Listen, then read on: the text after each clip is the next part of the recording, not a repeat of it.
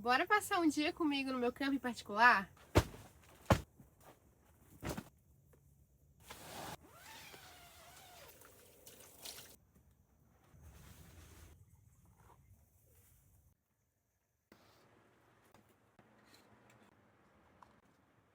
Vai pegar assim?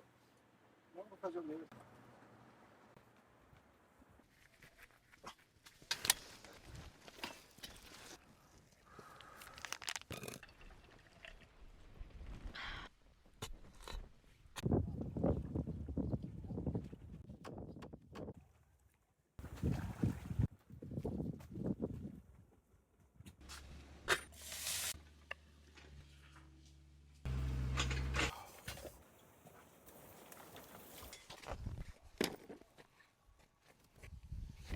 Não chamaram a gente.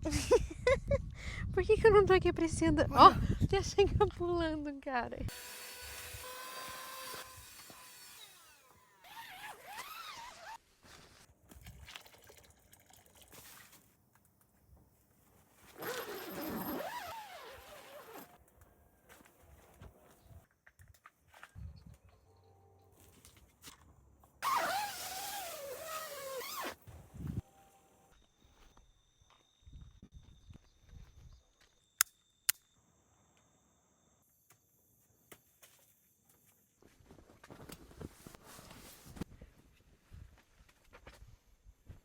Vamos ver a TVzinha?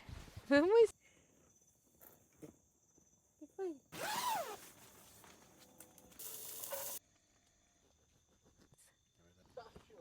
Deixa eu comentar aqui. E foi isso, esse foi o nosso dia de camping misturado com trabalho. Essa foi a nossa rotina real. Espero que vocês tenham gostado e obrigado por terem acompanhado até aqui.